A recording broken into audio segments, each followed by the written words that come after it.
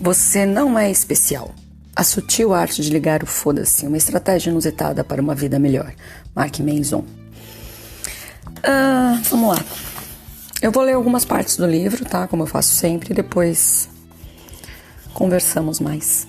Em algum momento da década de 1960, desenvolver uma autoestima alta, ter uma boa autoimagem e se sentir bem consigo mesmo virou moda na psicologia. O problema com o movimento pró-autoestima é a crença de que podemos medir a autoestima pelos sentimentos positivos das pessoas em relação a si mesmas. No entanto, para ter uma noção verdadeira e precisa do valor de um indivíduo, é preciso avaliar como ele se sente em relação a seus aspectos negativos. Pessoas arrogantes têm apenas duas formas de ver os acontecimentos da vida, ambas relacionadas à sua grandeza: reafirmação ou ameaça.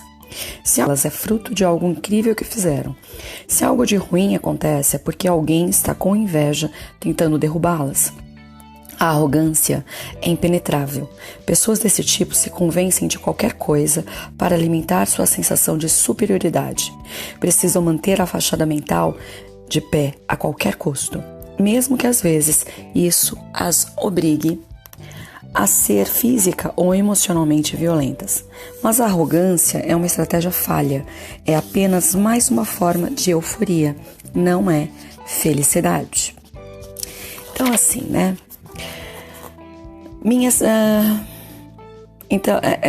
Eu conto uma história que eu já vou contar. E eu parei aqui na página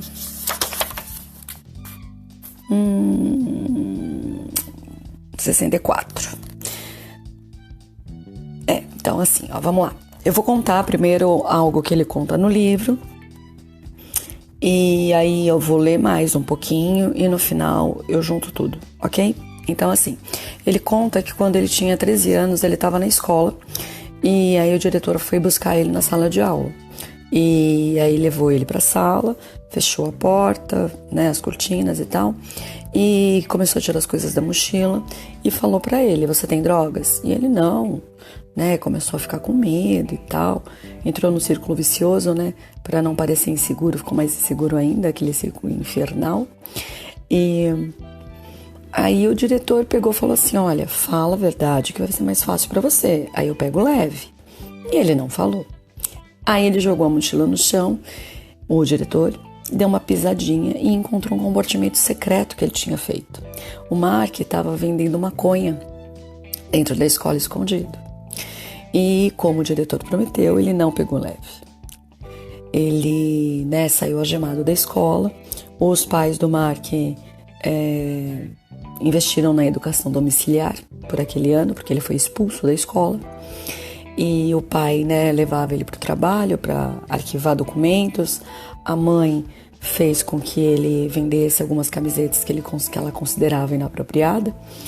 E, enfim, a vida dele ficou bem complicada. E depois que muitas coisas aconteceram, ainda os pais se divorciaram. E na casa dele não se falava muito sobre os aspectos negativos. Os pais, quando se divorciaram, abriram uma sessão para perguntas. Falaram que eles não eram culpados de nada e se eles tinham alguma pergunta a fazer. Ele fala que ele não culpa mais os pais hoje, mas ele fez muitos anos de terapia. E ele fala que a terapeuta fala, foram anos traumatizantes pra cacete. E isso fez com que, na vida adulta, durante muito tempo, ele ficasse muito arrogante. Então, ele saía com várias mulheres para se sentir fodão e se sentir amado. Ele fala, é totalmente um imbecil charmoso às vezes, E ele começa a contar a história dele para mostrar que se fazer de vítima é arrogância também. Então assim, a arrogância ela pode funcionar de dois jeitos: eu sou incrível e vocês são uns merdas, então eu mereço tratamento especial. Ou eu sou um merda e vocês são incríveis, então eu mereço tratamento especial. Interpretar tudo na vida como vitimismo constante exige tanto egoísmo quanto atitude oposta. A mesma quantidade de energia e de autocentrismo delirante são necessários tanto para acreditar que você tem problemas insuperáveis, quanto que não tem problema algum. Professores e educadores notam uma falta de resiliência emocional e um excesso de demandas egoístas nos jovens de hoje.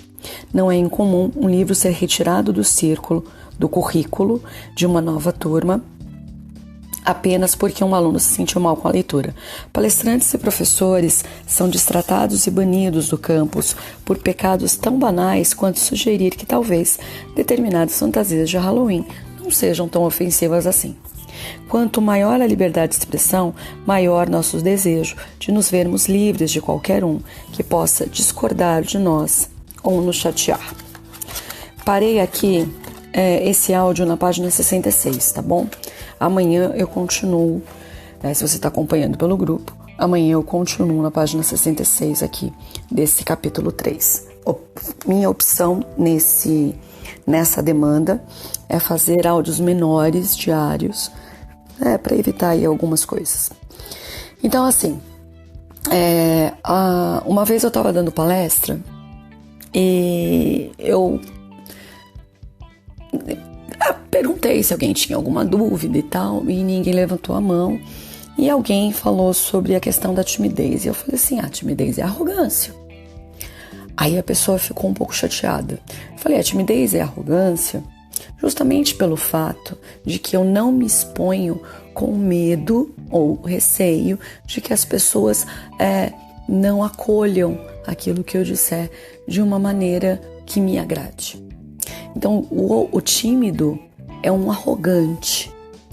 Só que muitas vezes o tímido é visto como alguém que, ele é tímido, quase como se fosse, né? Como se fosse uma característica positiva. Não, não é. Não é. O tímido é arrogante, aquele que fica, que não se expõe, que não se coloca, né? Que acredita, que não fala, sabe? É porque muitas vezes ele não quer que as pessoas que estão ali digam que não é bem assim, que não é daquele jeito. Então a pessoa se exclui do processo. Uma outra forma de arrogância, que muitas vezes não é percebida, essa questão, dentro dessa questão de vitimismo, nós temos uma doença que está, né, em um nível alarmante, né, que é a questão da depressão. E existem, né, várias pessoas que falam sobre esse contexto. E, novamente, eu estava dando uma palestra em uma casa pequenininha, onde eu frequentava. E aí eu peguei, o tema era a depressão. E aí eu falei, a questão da depressão é uma questão séria, que precisa, sim, ser observada, que precisa, muitas vezes, que a pessoa busque auxílio. Mas o primeiro ponto para que a pessoa saia da questão da depressão é parar de olhar o próprio umbigo e começar a olhar o outro. É o TBC, tira a bunda da cadeira. E eu falei, eu posso falar isso com propriedade, né? E nisso, uma das pessoas que estavam dentro da sala levantou e saiu. Não gostou do que eu disse, porque a verdade dói. E por que eu estou dizendo isso? Eu passei por vários episódios, né, de depressão e depressão grave, né? E nesses 40 anos o que eu tenho feito é buscado compreender formas e meios de lidar com alguns sentimentos que eu tenho de uma maneira mais produtiva, de uma maneira mais apropriada, de uma maneira menos dolorida. E isso me levou a um caminho de autodesenvolvimento.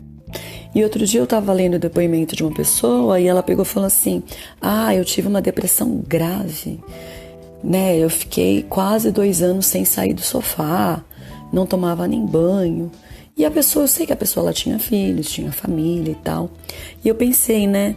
Nossa, eu passei por umas coisas bem complicadas, mas eu não tive essa opção de ficar na cama. Eu tinha que dar um jeito e eu tinha que levantar.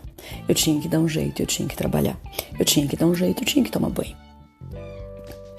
Será que a minha dor era menor? E eu fiquei pensando, né?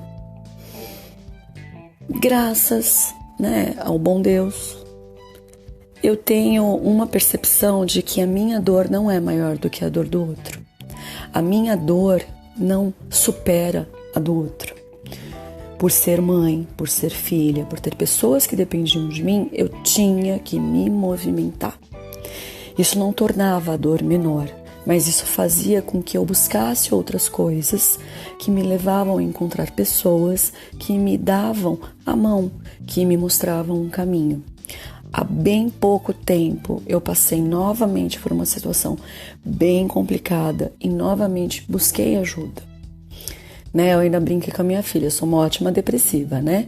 Eu fiquei de licença 2 dias em casa, fiz bolo para ela, arrumei a casa, lavei roupa.